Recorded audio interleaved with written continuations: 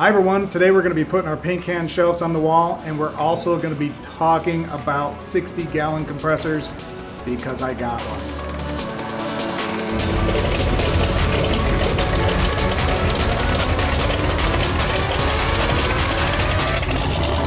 Hi everybody, and welcome to the channel about kit cars and other car topics. If you like what you see, please subscribe and hit the notification buttons below. I would really appreciate it. So we're going to hop to getting those shelves onto the wall, and then we're going to talk about compressors because I'm really happy with what I bought.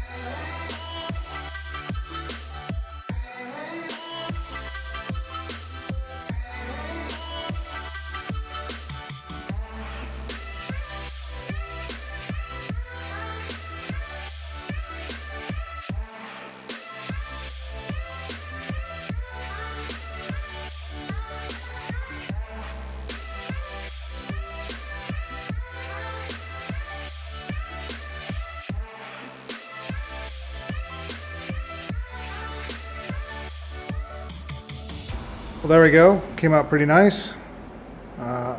Really took a lot of stuff out of the cupboard, which is great. And visually I can see what's going on. And, you know, instead of using two different cans of primer, I could use one all the way through because I could see what I have and actually, you know, get through it. So, worked out pretty well. So after a lot of research and back and forth and, you know, wondering what I should do to get a 60-gallon compressor, and frustrated with using these air tools that within 30 seconds just start dying because there's not enough CFM to make them happen. You know, yeah, I could go down to Home Depot and get a Husky or whatever it is for 600 bucks. And, you know, the DIY guy, which is what I am, that would be fine. But after doing so much research and checking out, you know, all the top companies, stuff that people use for, you know, spraying cars, different things like that, which I'm not going to spray here at the house. There was just a lot of reviews, even with the, you know, Quincy's and the high-end brands, where stuff came, got shipped, half the stuff was leaking, half the motors didn't work, customer service sucked. You know, even the Husky from Home Depot, yeah, there's tons of reviews that are great and it works fine. There's tons of reviews where within 2 months or 2 days, the motor broke and, you know, the pump was dead and that was it. So, you know, I just didn't want to sit there and screw around with moving 300 to 400 pounds back and forth. You know, getting a second one, reinstalling it. You know, I got back and neck problems, so I don't need to deal with any of that crap. So I figured this was a lifetime purchase, and one of the companies that got great reviews was California Air Tools, and they're also quiet. And if you've noticed, I wear ear protection all the time because I can't stand noise. And shockingly, this thing is really quiet compared to most compressors. A lot of that hard knocking sound is actually gone, doesn't exist. So I'm not going to say it's, you know, whisper quiet. It's not that. But I was surprised. I could actually stand right next to it without ear protection. And for me, because I have sensitive hearing, it's totally fine.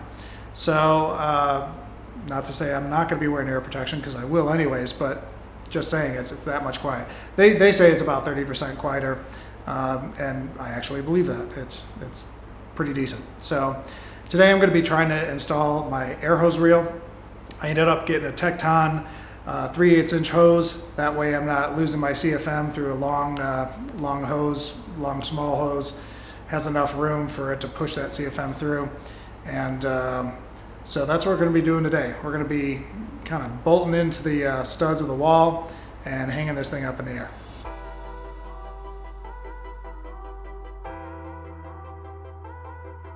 All right, so as you probably saw, I failed on putting the air hose reel on the wall.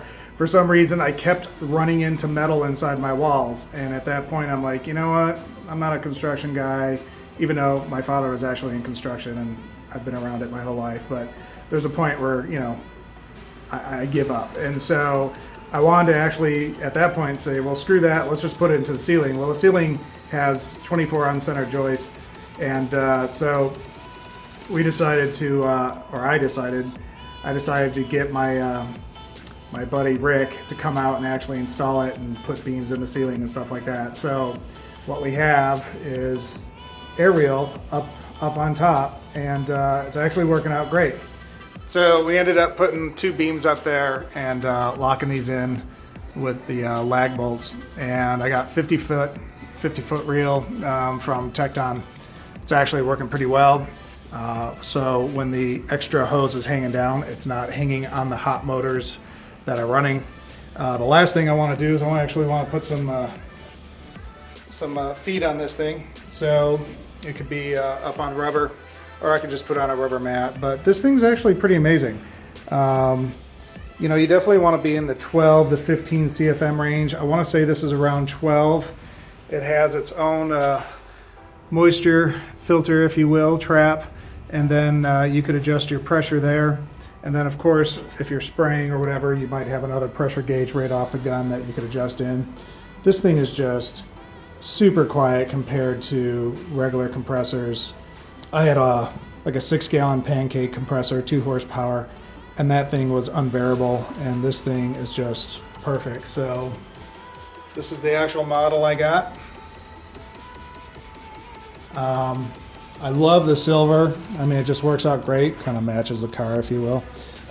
But it's actually, it's been working great. So when I go to sand or use my air tools, I have no problems with it dying in 30 seconds. In fact, it's a whole new process learning my tools, because I actually do have air pressure, which is freaking awesome. So I'm really happy with this purchase. You know, like I said before, it's like a once in a lifetime purchase, and I'm glad I got it. Everything works. There was no leaks when I got it.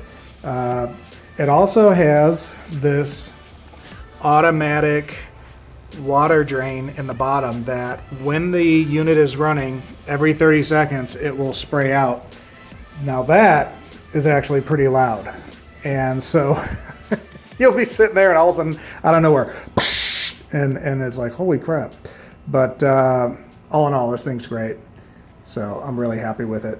And you'll see the fruits and labor of that as I go to, you know, start sanding on this car with air tools that actually work now. So I'm really happy about it.